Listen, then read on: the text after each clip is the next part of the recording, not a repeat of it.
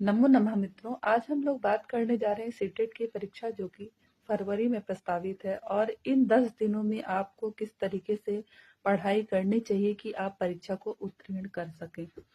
तो देखिए, सबसे पहली चीज तो देखिए 10 दिन भी काफी होते हैं यदि आप किसी चीज को ठान लेते हैं तो।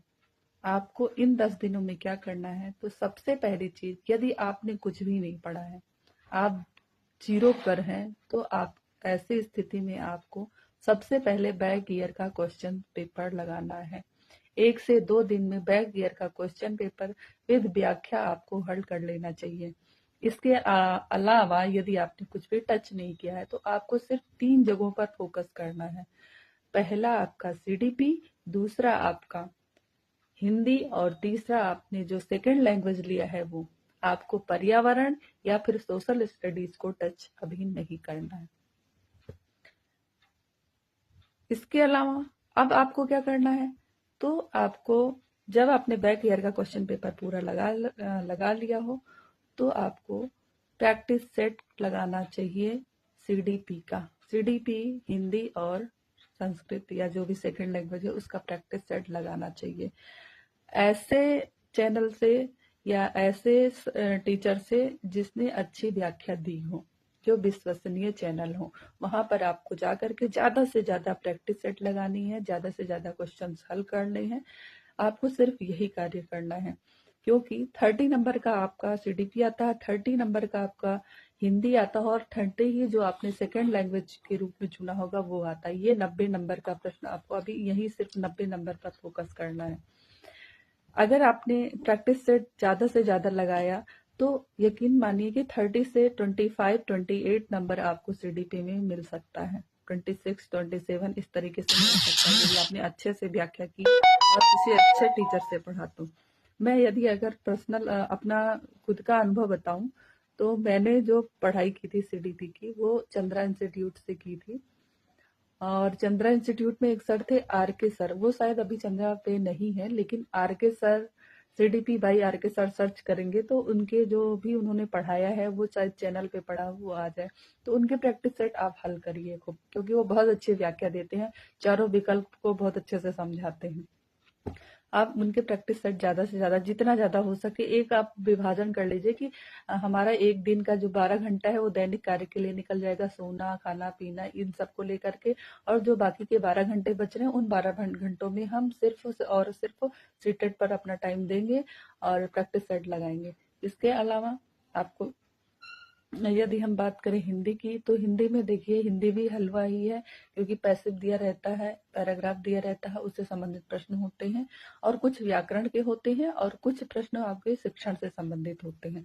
4 से 5 नंबर शिक्षण का आता है, 2-4 नंबर व्याकरण का आता है, बाकी आपका गद्यांश या पद्यांश का प्रश्न होता है। तो यहाँ पर भी आप 25 कर सकते हो बड़े आराम से। आपको यहाँ सिर्फ क्या करना है, पहले तो बैक ईयर का क्वेश्चन पेपर लगा लीजिए, जिससे आपको पता चल जाए कि आपका जो गद्यांश पद्यांश पूछा जा रहा है वो कहाँ से पूछा जा रहा है। ठीक है, उसके अलावा आपको क्या करना है कि आप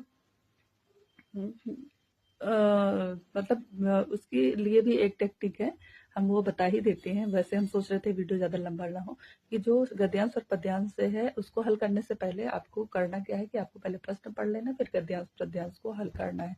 उसमें व्याकरण के भी प्रश्न होते हैं, तो व्याकरण का जो मुख्य मुख्य चीजें हैं, संधि समास प्रत्यय, इसको मोटा मोटा आपको पढ़ लेना, बहुत ज्यादा नहीं। एक दिन उठाइए, 1 घंटा उसके लिए आप निकाल दीजिए, तो जो भी मुख्य मुख्य है व्याकरण के टॉपिक उनको आप पढ़ लीजिए। उसके अलावा आपका आता है संस्कृत, तो संस्कृत में भी यही करना है कि व्याकरण के मुख्य मुख्य टॉपिक को पढ़ लीजिए और बाकी गद्यांश पद्यांश के प्रश्न वहीं से आपको मिलेंगे। शिक्षण का भी छोटा सा टॉपिक है, वो भी आप पढ़ लीजिए, जैसे कि पठन विकार बहुत सारे होते हैं, डिसलेक्सिया, डिस्ग्राफिया, ये सब पढ़ लीजिए। शिक्षण कौशल पढ़ लीजिए।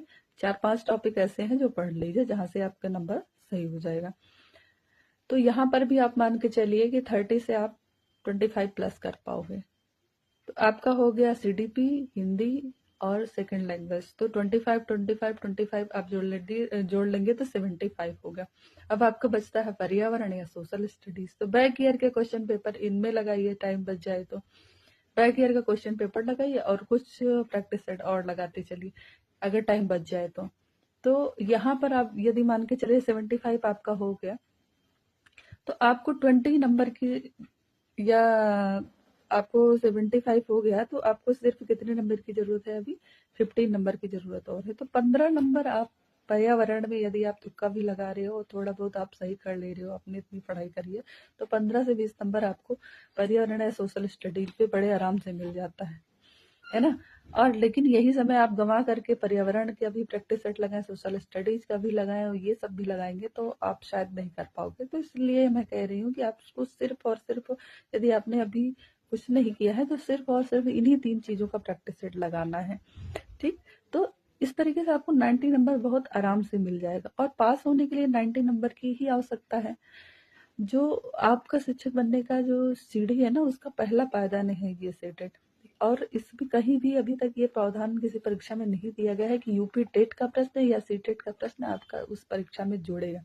तो सिर्फ पास ही करना है, तो उसके लिए इस तरीके की रणनीति अपनाइए और पास होइए। ईश्वर करे कि आप सफल हो।